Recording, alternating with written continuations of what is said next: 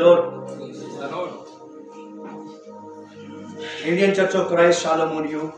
May the Lord Jesus Christ bless you all and keep you safe.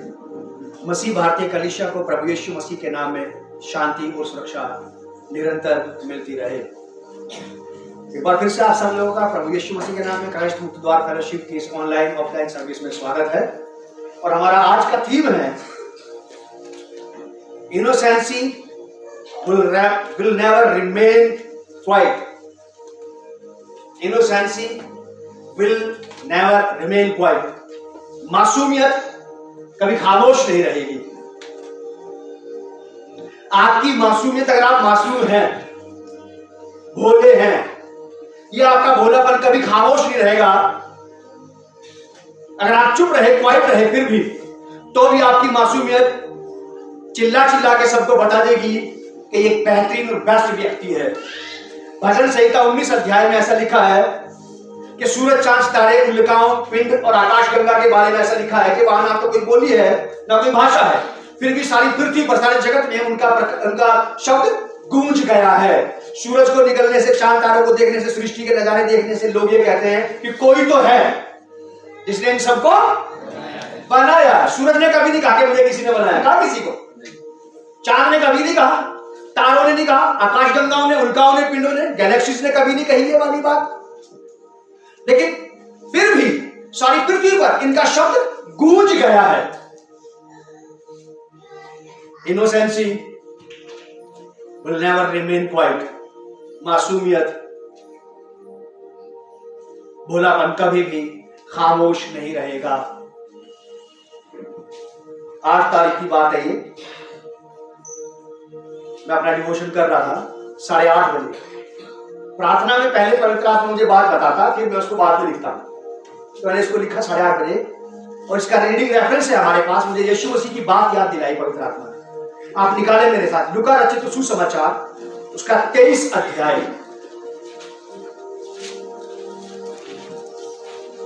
Gospel of Luke chapter 23 verse 1 to 12। मैं पढ़ रहा हूं, आप लोग सुनिए इसे। 23 अध्याय का शीर्षक है पिलातुस के सामने यीशु। हमारा थीम है मासूमियत कभी खामोश नहीं रहती। Innocency will never remain quite. कभी मत सोचना, अगर आप पर दोष लगाया जा रहा है, आपको झूठा ठहराया जा रहा है और आप कुछ नहीं बोल रहे, इसका मतलब ये नहीं कि आपकी सच्चाई कभी भी किसी के सामने नहीं आएगी। डेफिनेटली आएगी। आंसुओं को पी जाना और गम को दबा जाना, मत सोचिए इस बात को कि कोई नहीं जानेगा। एक दिन ये बात जरूर सबके सामने आएगी। ये गलती आपकी नहीं थी, आप गलत नहीं थे। इनोसेंसी, मैं अक्सर लोगों से कहता हूं, विश्वासियों से, खास करके नए विश्वासियों से कहता हूं जो अभी पैदा हो रहे, बढ़ रहे हैं। आप जीवन में अपने पैसे की देखभाल भले ही ना करो, लेकिन आपकी मासूमियत की देखभाल जरूर करना। वो खराब नहीं होनी चाहिए। आपकी मासूमियत, आपका भोलापन अगर मसीह में खराब हो गया तो आप मसीह के काम के तो नहीं है। फिर चाहे आप पूरी दुनिया को किसी भी क्षेत्र में ट्रेंड करते रहो, चाहे आप पूरी दुनिया में चीख चीख के यीशु मसीह के बारे में हजारों बातें कहते रहो, लेकिन अगर आपने अपनी मासूमियत को खराब कर लिया, भोलेपन को खराब कर लिया, टेढ़े हो गए, तिरछे हो गए, चालाक हो गए, धूर्त बन गए, तो फिर हम मसीह के काम के तो नहीं रहे। अब हम मसीह के काम के नहीं रहे, बाकी हम चाहे किसी के भी काम के हो दुनिया में। तो याद रखना, आगे से पीछे तक, मैं, मेरे पत्नी, बच्चे, अपने भोलेपन को कभी खराब मत होने देना, या चालाक बनने की कोशिश मत करना, लोगों को और परमेश्वर को ठगने की कभी कोशिश मत करना। खामोश रहना कभी कभी बुद्धिमानी होती है, कभी कभी नहीं होती है। इनोसेंसी, मासूमियत सदा ही लाभकारी रहती है। आप अपनी मासूमियत खराब मत होने देना। लोग मिलेंगे आपको, आपके भोलेपन को खराब करने वाले, आपको गलत बात बताने वाले, गलत शिक्षा देने वाले, गलत सलाह देने वाले, परमेश्वर और मनुष्य दोनों को चीट करने की शिक्षा देने वाले, कि परमेश्वर को भी धोखा दे दो और लोगों को भी धोखा दे दो। मिलेंगे ऐसे लोग, ऐसे ख्याल, ऐसे भाव उठेंगे हमारे अंदर से। कंट्रोल करना आप, कंट्रोल करना आप। मासूमियत कभी खामोश नहीं रहती। लूका रचित सुसमाचार उसका 23 अध्याय 1 से 12 में पढ़ रहा हूं, आप लोग ध्यान से सुनिए अपनी अपनी बाइबल में। तब सारी सभा उठकर उसे यानी कि यीशु मसीह को पिलातुस के पास ले गई। वे यह कहकर उस पर यानी कि यीशु मसीह पर दोष लगाने लगे, हमने इसे लोगों को बहकाते और कैसर को कर देने से मना करते और अपने आप को मसीह राजा कहते हुए सुना है। पिलातुस ने उससे पूछा, क्या तू यहूदियों का राजा है? उसने उत्तर दिया, तू आप ही कह रहा है। तब पिलातुस ने प्रधान याजकों और लोगों से कहा, मैं इस मनुष्य में कोई दोष नहीं पाता। पर वे और भी दृढ़ता से कहने लगे, यह गलील से लेकर यहां तक सारे यहूदिया में उपदेश दे देकर लोगों को भड़काता है। दोष लगाया जा रहा उसके ऊपर। यह सुनकर पिलातुस ने पूछा, क्या यह मनुष्य गलीली है? और यह जानकर कि वह हेरोदेस की रियासत का है, उसे हेरोदेस के पास वापस भेज दिया, क्योंकि उन दिनों में वह भी यरूशलेम में आया हुआ था। हेरोदेस के सामने यीशु, हेरोदेस यीशु को देखकर बहुत ही प्रसन्न हुआ, क्योंकि वह बहुत दिनों से उसको देखना चाहता था, इसलिए कि उसके विषय में सुना था और उससे कुछ चिन्ह देखने की आशा रखता था। वह उससे बहुत सी बातें पूछता रहा, पर उसने उसको कुछ भी उत्तर ना दिया। यीशु मसीह ने कोई उत्तर नहीं दिया। प्रधान याजक और शास्त्री खड़े हुए तन मन से उस पर दोष लगाते रहे, लांछन लगाते रहे, उसके ऊपर बुरी बातें जो उसने नहीं कही, नहीं बोली, वो करते रहे। तब हेरोदेस ने अपने सिपाहियों के साथ उसका अपमान करके ठट्ठों में उड़ाया और भड़कीला वस्त्र पहनाकर उसे पिलातुस के पास लौटा दिया। उसी दिन एट द मोमेंट पिलातुस और हेरोदेस मित्र हो गए। इससे पहले वे एक दूसरे के बैरी थे। मत्ती रचित सुसमाचार 5 अध्याय के 9 पद में लिखा है, धन्य है वे जो मेल कराते हैं, क्योंकि वे परमेश्वर की संतान कहलाएंगे, उसके पुत्र कहलाएंगे। बिगड़े हुए संबंधों में मेल कराना, दो बैरियों में मेल कराना, दो रूठे भाइयों में मेल कराना, चाहे दोनों मिलकर के बाद में आपको लात मार के निकाल दे, उसका एहसास, उसका दर्द बिल्कुल नहीं, लेकिन हमने वो किया है जो हम हैं। We are a child of God. चाहे दोनों मिलकर फिर हमारे खिलाफ हो जाए, कोई परवाह नहीं, हमने वो किया है जो हमें कायदे से करना चाहिए था। As a child of God, परमेश्वर के शांति पुत्र और पुत्रियां होने के नाते हमें लोगों को मिलाना था, हमने मिला दिया। और अगर इन दोनों ने मिलकर के एक साथ हम पर हाथ उठाया है तो कोई बात नहीं, क्योंकि यीशु मसीह के साथ भी ऐसा ही हुआ है। क्या बेहतरीन बात है ना। पिलातुस और हेरोदेस का 36 का आंकड़ा था, पसंद नहीं करते थे एक दूसरे को देखना, लेकिन यीशु मसीह के कारण दोनों की दुश्मनी खत्म हुई और क्या बेहतरीन दोनों में अंडरस्टैंडिंग हुई। It means Jesus Christ is the real child of God. इस बात ने यह प्रूफ किया कि यीशु मसीह सचमुच परमेश्वर का पुत्र है, जो लोगों से संबंध बनवाता है बिगड़े हुए, और मनुष्य का परमेश्वर से बिगड़ा हुआ संबंध फिर से बनवा देता है। आपको और मुझे ऐसा ही बनना है, यीशु मसीह के जैसा। किसी के जीवन में, किसी के घर में लड़ाई झगड़े की वजह नहीं, शांति की वजह बनने का प्रयास करें, क्योंकि हम प्रभु यीशु मसीह से मेल खाते हैं।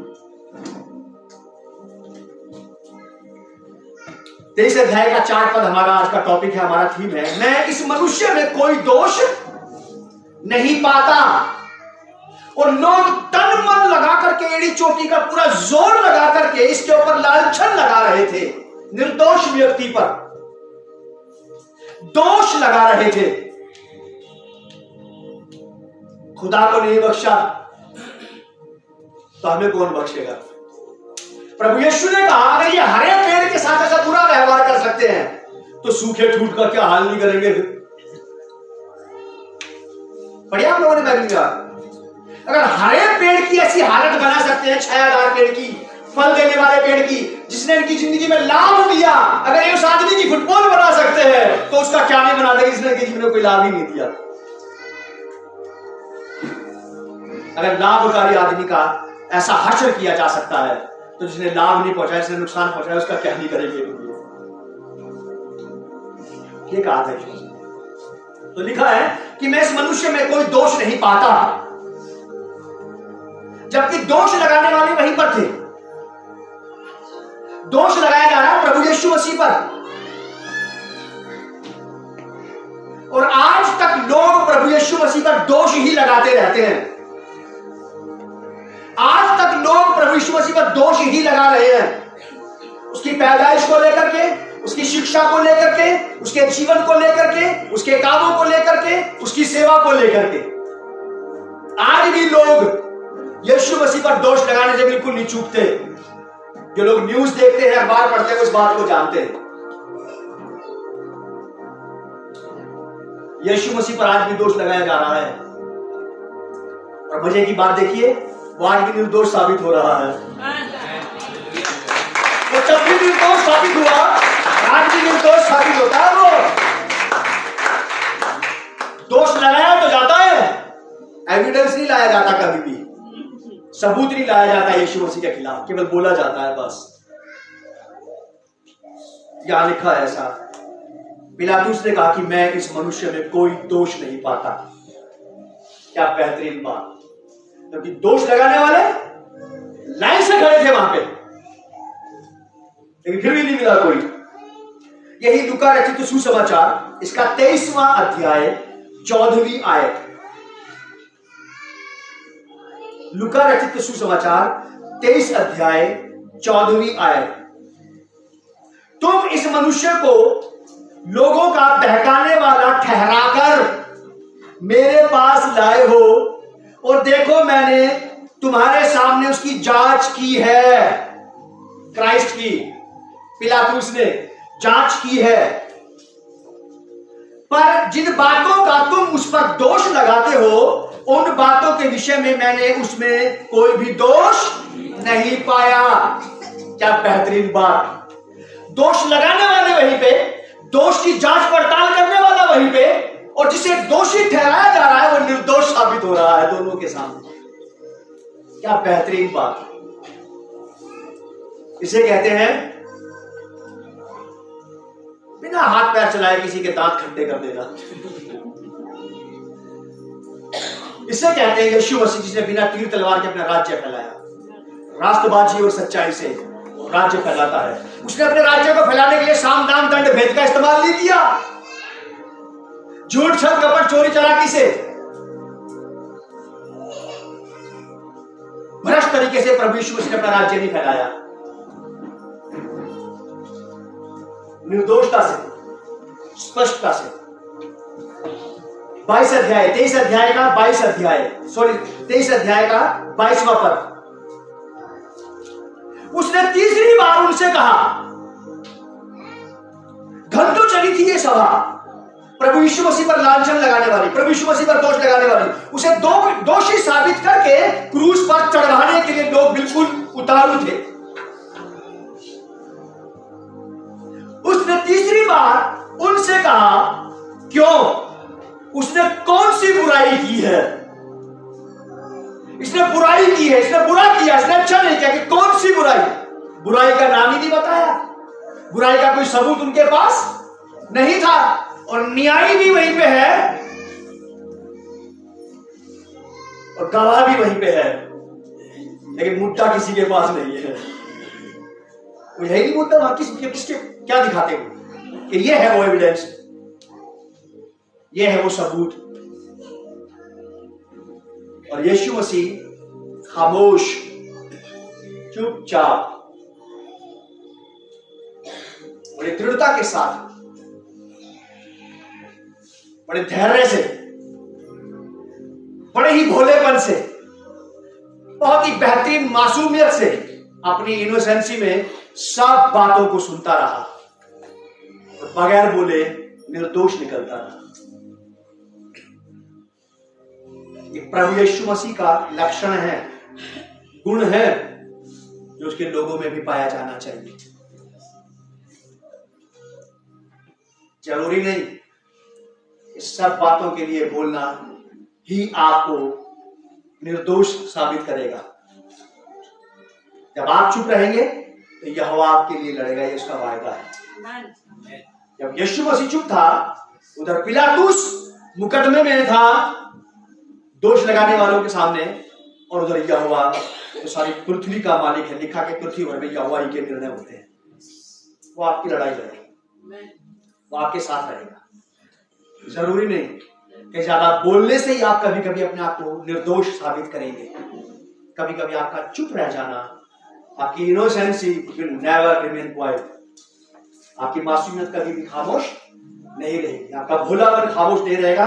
वो लोगों को चीख चीख करके बताएगा कि नहीं ऐसा नहीं है, और लोग समझ जाएंगे। पिलातुस विद्वान व्यक्ति था और वो जान गया था कि सारे ढोंगी पाखंडी हैं, ये सब यीशु मसीह को फंसाना चाहते हैं, ये सब यीशु मसीह को फंसाना चाहते हैं। वो जान गया था इस बात को, और उसने यही कहा कि मैंने इसमें अभी तक कोई दोष उन बातों के बारे में तो नहीं पाया जो बातों का दोष तुम इसके ऊपर लगा रहे हो कि ये तो ऐसा है, ये वैसा है, इसने ये कहा, इसने यूं कहा, हमने इसको ये कहते हुए सुना है, हमने ये कहते इसको पकड़ा है। वो वाली बातें तो है ही नहीं।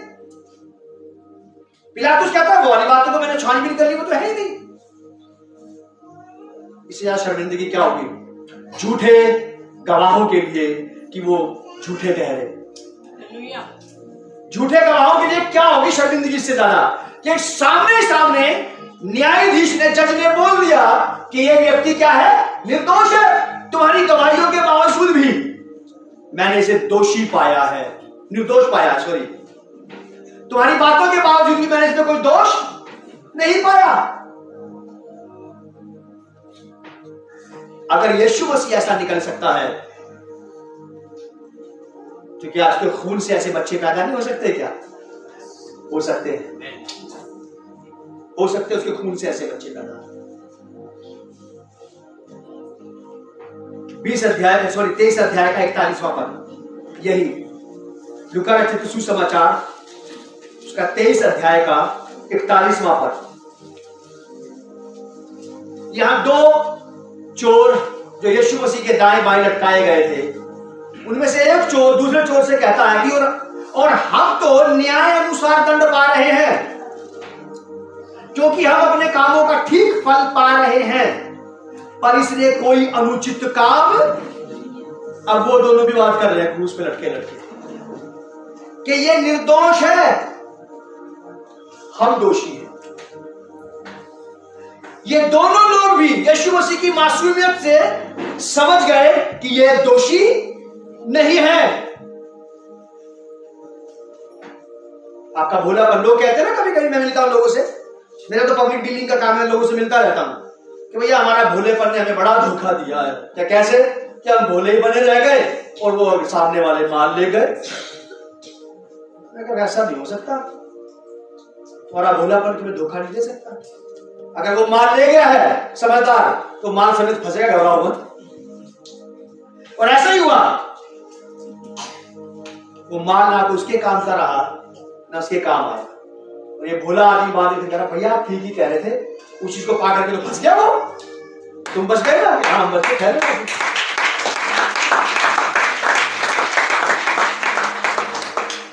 आपका भोलापन कभी आपको धोखा नहीं देगा। आपके भोलेपन के साथ कभी नहीं फंसोगे, कभी नहीं मरोगे, याद रखना। ये चालाकी, ये दूरता, ये जरूर किसी ना किसी दिन कहीं ना कहीं डुबा मारेगी। ज्यादा समझदार होता है ना, जो ज्यादा शराना होता है, आप जानते हैं मैंने क्या कह दिया।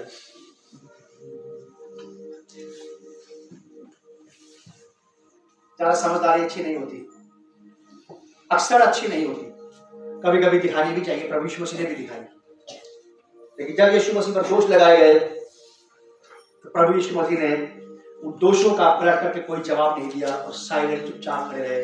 और यीशु मसीह का वहां साइलेंट खड़ा रहना ही इस बात को प्रूफ कर गया कि ये दोषी नहीं है। अगर आप और मैं, हम में से कोई भी मसीह विश्वासी प्रभु यीशु मसीह को अपने दिमाग में रखे हुए, अपने मन में रखे हुए, अपने ऊपर लगाए गए सारे दोषों का सामना करता रहे, तो मैं आपको लिख के दे सकता हूं साहब कि यीशु मसीह वही के वही आपको निर्दोष साबित करके दिखाएगा। वो करके दिखाएगा इस काम को, क्योंकि वो ऐसे पचड़े में फंस के वहां रह के उसने देखा है कि वहां का माहौल कैसा होता है, वो दर्द क्या होता है, वो अपमान क्या होता है, वो पीड़ा क्या होती है। और उस समय पे अकेलापन क्या होता है कि जब सब लोग उस पर दोष लगा रहे हो और एक भी उसके पक्ष में ना हो। जिस पीड़ा को यीशु मसीह ने सहा है, महसूस किया है, वो आपकी पीड़ा को भी समझ सकता है और अपने समान जैसे खुद वहां से निर्दोष निकल के आया, आपको भी निर्दोष वहां से निकाल के बाहर ला सकता है। डरना नहीं, आप किसी से नहीं डरना, बस क्राइस्ट को जीना। आप जितना ज्यादा मसीह को जियोगे उतना ज्यादा फायदे में रहेंगे। जो जितना ज्यादा मसीह व्यक्ति मसीह को नहीं जिएगा वो उतना ज्यादा पचड़े में फंसा रहेगा, जिंदगी के भी और दुनिया के भी।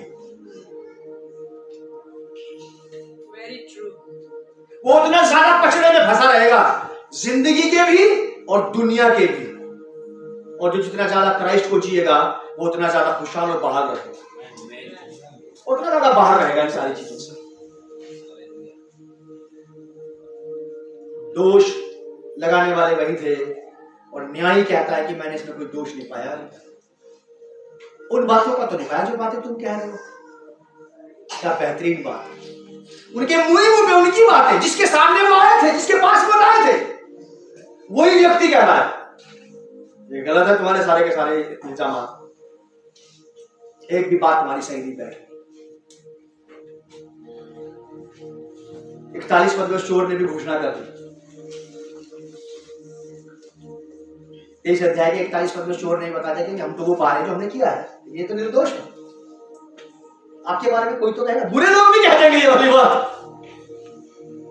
जो खुद दोषी ठहराएगा वो खुद कहेगा कि नहीं हम दोषी हो सकते हैं, वो नहीं हो सकता। क्यों? क्योंकि हम जानते हैं इसमें कोई ऐसा काम नहीं किया। यही लूका रचित सुसमाचार उसका 20 अध्याय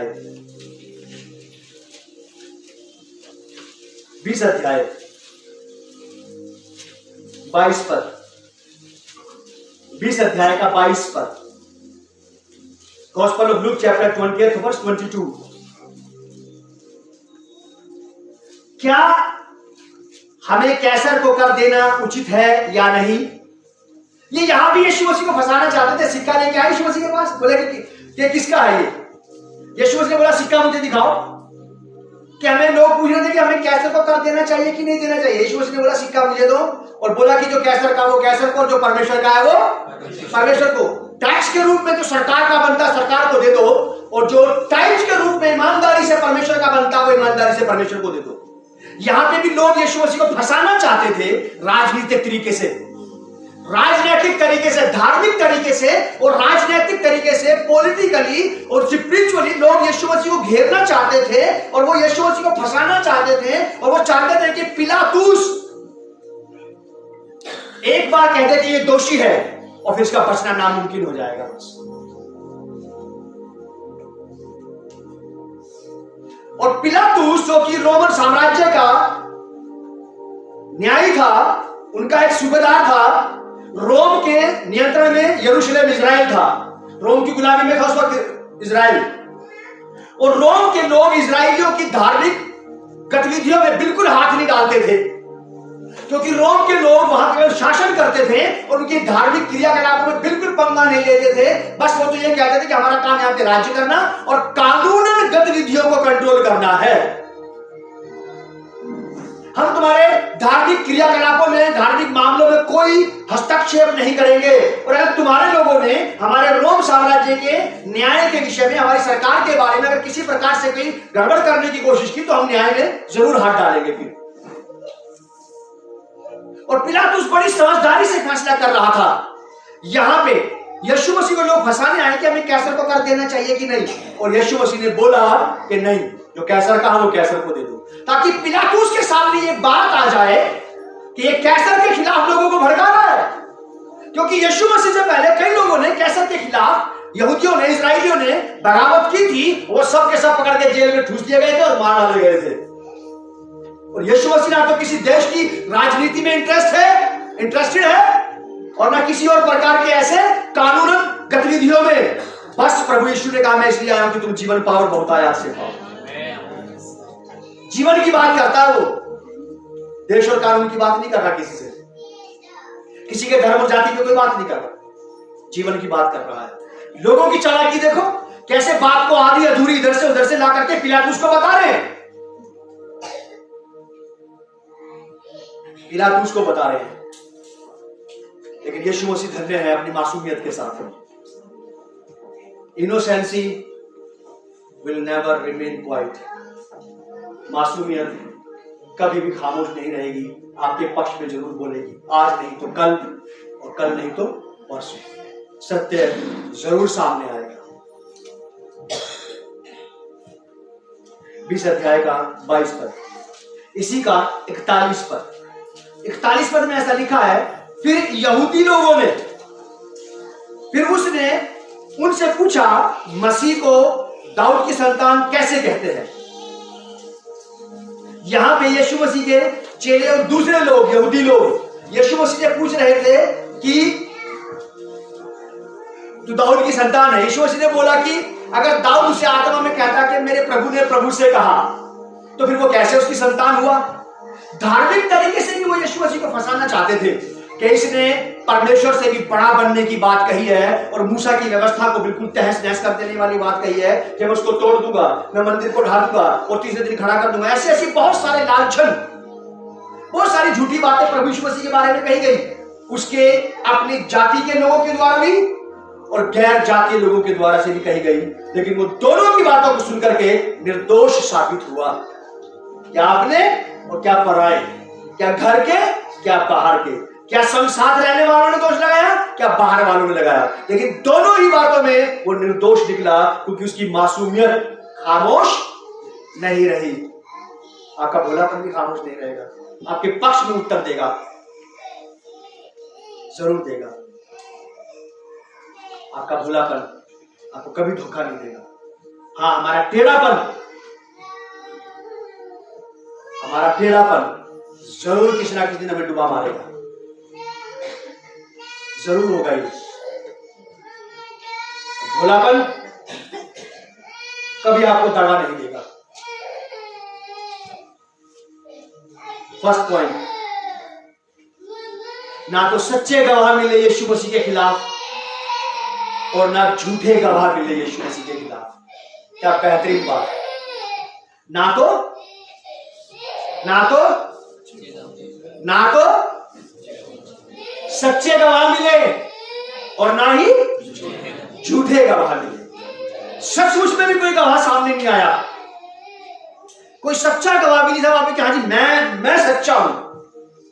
ना तो सच्चा गवाह वहां पे कोई था और ना झूठा गवाह वहां पे मिला ही तो नहीं। इससे बेहतरीन बात, इससे बढ़िया बात मसीह यीशु के फॉलोअर्स के लिए नहीं हो सकती कि मेरा प्रभु निर्दोष था, निर्दोष है और निर्दोष ही रहा। क्रूस की घृणित मृत्यु के बावजूद भी, क्रूस की सबसे ज्यादा दर्दनाक, सबसे ज्यादा बेइज्जत मृत्यु के समय पर भी वो निर्दोष ही था। और ऐसा लिखा है कि जो पाप से अनजान था उसी को हमारे लिए परमेश्वर ने पाप ठहराया। पाप तो ठहराया, लेकिन तो भी वो पापी नहीं था। लिख लेना आप इस बात को, ना सच्चे गवाह मिले और ना झूठे गवाह मिले। फर्स्ट पॉइंट, मसीह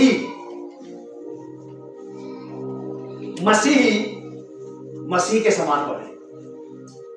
एक क्रिश्चियन डिसाइपल क्राइस्ट के समान बने। एक क्रिश्चियन डिसाइपल क्राइस्ट के समान बने।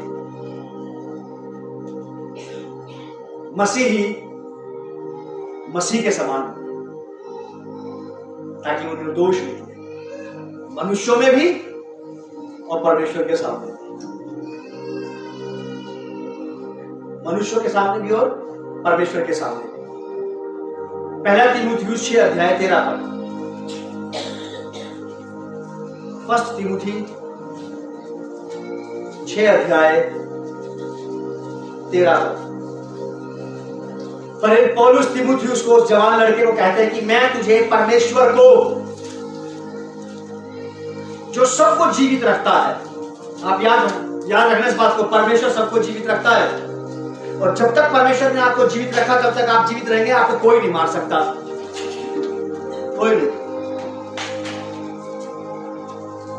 मैं तुझे परमेश्वर को जो सबको जीवित रखता है और मसीह यीशु को गवाह करके, जिसने पुन्तियुस पिलातुस के सामने अच्छा अंगीकार किया, जैसे प्रभु, पौलुस तिमुथियुस को कह रहा है, जवान लड़के को समझा रहा है कि मैं तुझे बता दूं कि जिस तरह प्रभु यीशु मसीह पिलातुस के सामने इतने लांछनों के बावजूद भी निर्दोष निकला, वैसे ही हे तिमुथियुस अपने जीवन भर ये प्रयास करना कि तेरे गांव के, तेरे शहर के, तेरी कलीसिया के, तेरे रिश्तेदार तुझ पर कितना ही दोष लगाए, तू क्राइस्ट के समान निर्दोष ही निकलना। कि मैं तुझे याद दिला रहा हूं, कितनी पुरानी बात इस जवान बच्चे को पौलुस कह रहा है कि यीशु मसीह पिलातुस न्यायी के सामने था और लोग उस पर दोष लगा रहे थे और असफल हुए, क्योंकि कोई भी दोष साबित नहीं हुआ। और ये बात क्राइस्ट से शुरू होती है और क्रिश्चियनों तक आ जाती है। अब ये मसीह से शुरू हुई और अब मसीहों तक आ गई, दोष हम पर भी लगाए जाएंगे, लांछन हम पर भी लगाए जाएंगे। निर्दोष निकलना है आपको, बस आपको निर्दोष निकलना है। कैसे ना कैसे कुछ ना कुछ बोल करके एक मसीह विश्वासी के लिए मसीहों को दोषी ठहराया जाएगा, विश्वासियों को ऊपर झूठे दोष लगाए जाएंगे, इल्जाम लगाए जाएंगे, बहुत कुछ किया जाएगा। आप अपनी तरफ से बिल्कुल कोई गड़बड़ नहीं करना और यीशु मसीह के को याद रखना कि उसकी मासूमियत अगर उसे निर्दोष साबित कर सकती है तो डेफिनेटली आपकी मासूमियत भी आपको निर्दोष साबित करेगी। दोष रुकेंगे नहीं, दोष रुकेंगे नहीं। मसीह पर दोष हमेशा लगते रहेंगे, देश दुनिया और कहीं और से दोष लगते रहेंगे कि ऐसा कर रहे हैं, ये तो ऐसे हैं, ये वैसे हैं, ये यूं करते हैं, ये वो करते हैं, ये फलाना करते हैं, ढिगना करते हैं, ये ठीक लोग नहीं, अच्छे लोग नहीं है, इनकी शिक्षा सही नहीं, इनका चाल चलन ठीक नहीं है, बहुत कुछ कहा जाएगा हमारे लिए। लेकिन हमारी मासूमियत,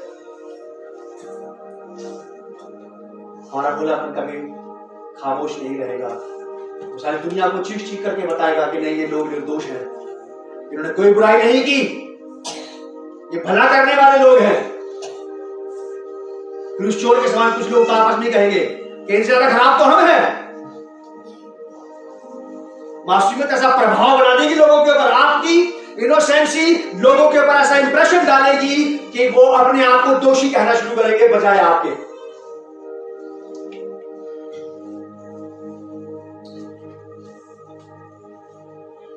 पांच अध्याय 21 पद इसी का, पहला तिमुथियुस 6 अध्याय 13 पद में हमने सुना कि प्रेरित पौलुस ने किस प्रकार जवान लड़के तिमुथियुस को कहा कि परमेश्वर को जो सबको जीवित रखता है और यीशु मसीह को गवाह करके, जिसने पुन्तियुस पिलातुस के सामने अच्छा अंगीकार किया, ये आज्ञा देता हूं मैं तुझे तिमुथियुस कि यीशु मसीह के समान ही निर्दोषता के साथ ही तू किसी के सामने यूं खड़ा हो सकता है अगर तूने कुछ नहीं किया है तो, वरना यूं खड़ा होना पड़ेगा माय डियर।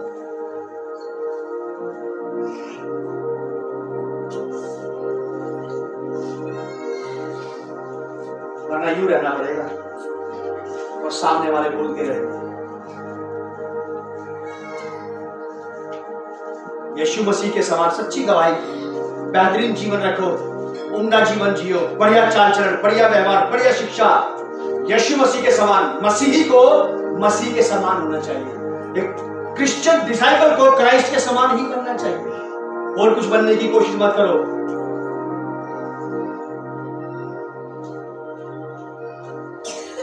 पहला तिमुथियुस 5 अध्याय 21 पद, यहां पे फिर से तिमुथियुस को समझाते हुए प्रेरित पौलुस कहते हैं परमेश्वर और मसीह यीशु और चुने हुए स्वर्गदूतों की उपस्थिति जानकर, एंजल्स आर हियर। अगर आप ऐसे लोग विश्वास करते हैं तो स्वर्गदूत यहां पर हैं।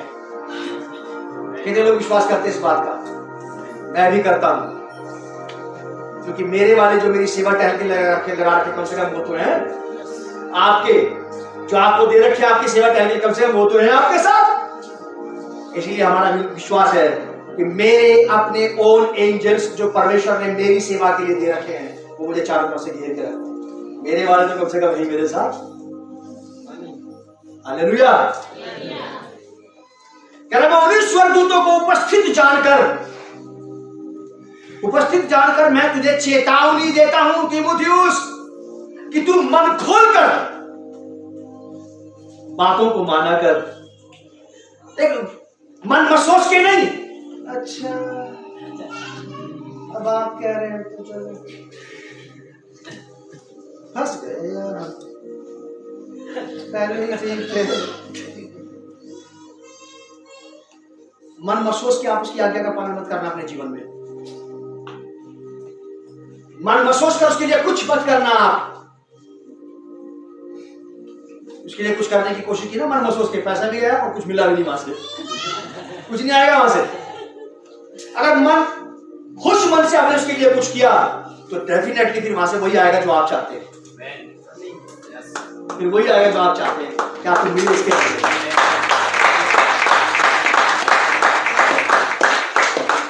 जैसा मैं बीज बोता हूं, बाइबल में लिखा है, वैसी फसल काटता हूं।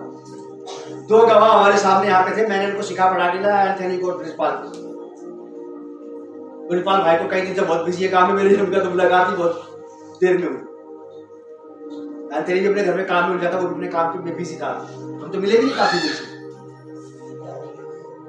और उसके कहता कि मनुष्य वही काटेगा जो बोएगा। मन मत सोच के बोएंगे तो वैसी सड़ी फसल कटेगी, खुश दिल से बोएंगे तो वैसी खूबसूरत फसल कटेगी। 5:21 में क्या था कि परमेश्वर मसीह यीशु और चुने हुए स्वर्गदूतों को उपस्थित जानकर मैं तुझे चेतावनी देता हूं कि तू मन खोलकर इन बातों को माना कर और कोई काम पक्षपात से ना कर। कोई काम पक्षपात से ना कर, मन खोल के प्रभु की बात मान। प्रभु यीशु मसीह ने मन खोलकर परमेश्वर पिता की बात को माना और किसी का भी न्याय पक्षपात से नहीं किया। सबके साथ में आदर और एक ही भावना से मिला जुला रहा। कोई दोष नहीं लगा सकता। न सामरी स्त्री जो व्यभिचार करती पकड़ी गई थी वो दोष लगा पाई, और न ही वो शुद्ध लोग जो उसके पास उद्धार पाने के लिए आए दोष लगा पाए कि जी हमारे तो सुनी नहीं इसने। यीशु मसीह का कोई दोष नहीं लगा पाया। अच्छे से अच्छा, बिगड़े से बिगड़ा, सबने यीशु मसीह से स्नेह पाया। जितने लोग यीशु मसीह के पास आए उन्होंने प्रभु यीशु मसीह से स्नेह पाया, प्रेम पाया, दया पाई, अनुग्रह पाया, लगन की पाई। कोई नहीं कह सकता कि हम आए हमें कुछ नहीं मिला, एक बार यहाँ पर मेरे साथ बात करे बस।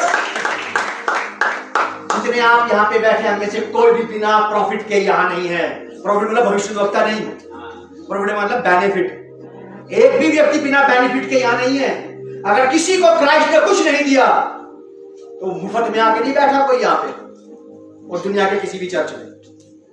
पहले क्राइस्ट ने उसके जीवन में कुछ किया, तब उसने कहा कि अब मैं इसके पीछे चलूंगा। मैं भी जो यहाँ खड़ा हूं बिना क्राइस्ट से बेनिफिट पाए यहाँ पे नहीं हूं। 30 साल पहले अगर क्राइस्ट ने मेरी लाइफ में काम ना किया होता तो आज मैं भी आना होता। हम में से कोई यहां ऐसे ही नहीं आ गया। क्यों आए? ऐसे ही चले आए थे बस। कोई काम कुछ नहीं करा, हमें क्या काम यीशु मसीह से, हमारे पास हमें क्या देना।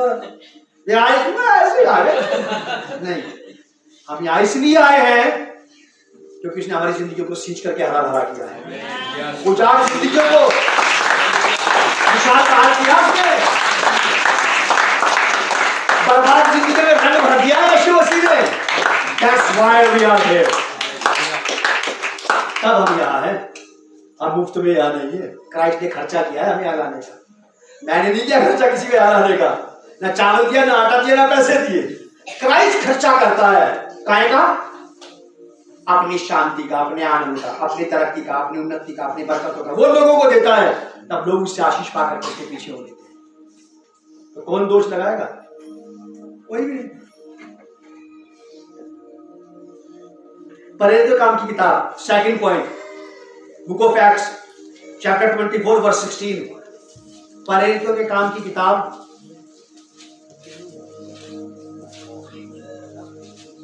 उसका 24 अध्याय 16वीं आयत। बहुत पसंदीदा पद है ये मेरा, मुझे बहुत पसंद है ये वाली आयत।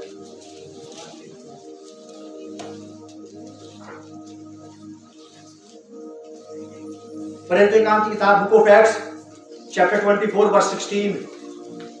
प्रेरित पौलुस कहते हैं कि इससे मैं आप भी यत्न करता हूं कि परमेश्वर की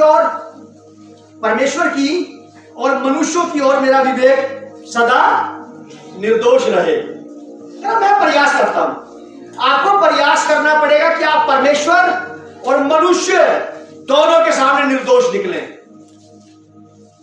अगर आपने कोई प्रयास नहीं किया तो आप खाली पीली निर्दोष नहीं निकलोगे, ये याद रखना। निर्दोष निकलने का प्रयास करना पड़ता है और दोषी होने का भी प्रयास करना पड़ता है। कुछ खुराफात करनी पड़ती है तो दोषी ठहरता है आदमी। हाँ, कोई गड़बड़ नहीं की तो क्यों दोषी ठहरेगा? प्रेरित पौलुस मुझे पसंदीदा पद है मेरा सालों से। प्रेरित पौलुस कहते हैं कि इससे मैं आप भी यत्न करता हूं कि परमेश्वर और मनुष्यों की ओर मेरा विवेक सदा निर्दोष रहे। मुझे करना ये काम, ये परमेश्वर नहीं करेगा। इसे मैं पूरा कर पाऊं, इसमें परमेश्वर मेरी जरूर हेल्प करेगा, लेकिन इसकी शुरुआत वो मुझे करनी है कि मैं निर्दोष कैसे निकल सकता हूं, ऐसा कैसे करूं कि दोषी ना ठहराया जाऊं, कैसे करूं। नोट कर लेना इस वाली बात जो मैं कह रहा हूं। आइए हम भी ऐसा ही करें जैसे पौलुस कहता है। 23 अध्याय प्रेरितों के काम की किताब, उसका पहला पद। पौलुस ने महासभा की ओर टकटकी लगाकर देखा और कहा, हे भाइयों, मैंने आज तक परमेश्वर के लिए बिल्कुल सच्चे विवेक से जीवन बिताया है। हालेलुया। प्रयास करें, आप यत्न करें ऐसा कह पाने का। बाइबल पढ़ने वाले प्रभु यीशु मसीह के पीछे जो हो लिए हैं उनको यत्न करना है, प्रयास करना है खुद ही। परमेश्वर नहीं करेगा आपके लिए प्रयास। जो परमेश्वर को आपके लिए करना है वो परमेश्वर जरूर करेगा, और जो आपको परमेश्वर के लिए करना है उसको परमेश्वर कभी नहीं करेगा, वो आप ही को करना पड़ेगा उसके लिए। चाहे अगर मान सम्मान हो, चाहे उसको रुपया पैसा देना हो। जो आपका काम है वो आप करें, जो उसका काम है वो खुद कर देगा। हम ये नहीं कह सकते कि मेरा भी कर दो और अपना भी करते रहो। ऐसा नहीं होगा। जैसे हमारे हरिंदर भाई कहते हैं कि बने रहो लुंज और मजे लो फुल, बने रहो लुल और मजे लो फुल। ऐसा नहीं होगा कि खुद तो है ऐसे रहे और बस काम कुछ भी नहीं किया। घरों में कुछ लोग होते ना ऐसे, घर में कुछ काम करते काम ही नहीं किया, शाम तक बने रहो लुल मजे लो फुल। लेकिन यहां ऐसा नहीं चलेगा। परमेश्वर जानता है कि कौन कौन सच में लुल है और कौन कौन सच में मजे में फुल है। हम परमेश्वर को धोखा नहीं देते, इसको कोई हक नहीं है।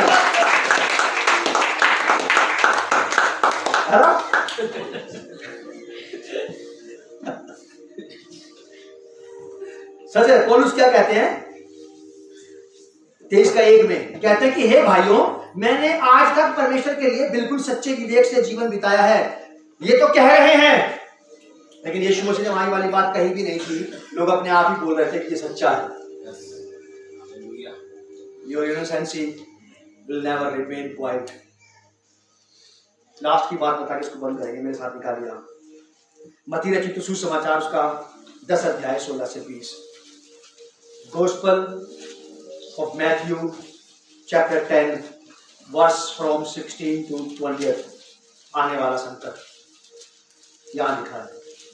मत्ती 10 अध्याय 16 पद से 20 तक। देखो मैं तुम्हें भेड़ों के समान भेड़ियों के बीच में भेजता हूँ, इसलिए सांपों के समान बुद्धिमान और कबूतरों के समान भोले बनो, परंतु लोगों से सावधान रहो। परंतु लोगों से सावधान रहो, क्योंकि वे तुम्हें महासभाओं में सौंपेंगे और अपनी पंचायतों में तुम्हें कोड़े मारेंगे। तुम मेरे लिए हाकिमों और राजाओं के सामने उन पर और अन्य जातियों पर गवाह होने के लिए पहुंचाए जाओगे। जब वे तुम्हें पकड़वाएंगे तो यह चिंता ना करना कि हम किस रीति से या क्या कहेंगे, क्योंकि जो कुछ तुमको कहना होगा, तुम्हें जवाब देना होगा, वो बात वह उसी घड़ी तुम्हें बता दिया जाएगा, क्योंकि बोलने वाले तुम नहीं हो, परंतु तुम्हारे पिता का आत्मा, पवित्र आत्मा तुम में बोलता है। जब आप यीशु मसीह के समान पकड़ लिए जाओगे और पिलातुस जैसे लोगों के सामने पहुंचाए जाओगे और आपके विरोधी आपके ऊपर दोष लगा रहे होंगे, बिल्कुल नहीं घबराना, डरना मत। तुम्हें क्या बोलना है क्या नहीं बोलना, इस बात की चिंता मत करना कि अरे मुझे तो बोलना भी नहीं आता, इतने बड़े बड़े लोग यहाँ पे बैठे, मैं क्या बोलूंगा। कुछ नहीं, याद करना कि प्रभु मेरे लिए अपनी प्रतिज्ञा पूरी कर कि बोलने वाला मैं नहीं, तेरा आत्मा मुझ पे से होकर के बात करे। इन सब लोगों से जो मुझे घेरना चाहते हैं, मुझे फंसाना चाहते हैं, मुझे निर्दोषी बनाना चाहते हैं, इनसे बात कर। तब परमेश्वर का आत्मा आपको सिखाएगा, आपको बताएगा कि आपको क्या बोलना है। Your innocency will never remain quiet। बिल्कुल नहीं घबराना। यीशु मसीह को नहीं पहुंचाया गया पिलातुस के सामने, पर एक पौलुस को नहीं पहुंचाया गया, पर एक पतरस को, सबको, और बहुत सारे लोग और भी अभी भी पहुंचाए जा रहे हैं लोगों के सामने। आज बताओ ये क्यों किया तुमने, जवाब देते हो ला करके। ऐसे बात की जाती है विश्वास जैसे कि ये दोषी है, और फिर उन्हें निर्दोष कह करके छोड़ दिया जाता है, क्योंकि यीशु मसीह के साथ भी ऐसा ही हुआ। प्रभु आप लोग को बहुत आशीष दे और पवित्र आत्मा आपकी मेरी मदद करे कि हम निर्दोष पाए जाए, निर्दोष पाए जाए। आदरणीय प्रभु यीशु मसीह,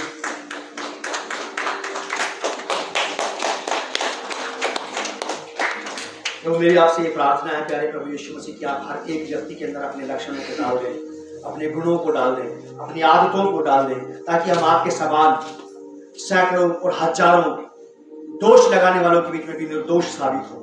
प्रभु अपनी कलीसिया को ऐसा ही तैयार कर, प्रभु यीशु मसीह के नाम में ऐसा ही होने पाए। आमीन। God bless you and shalom.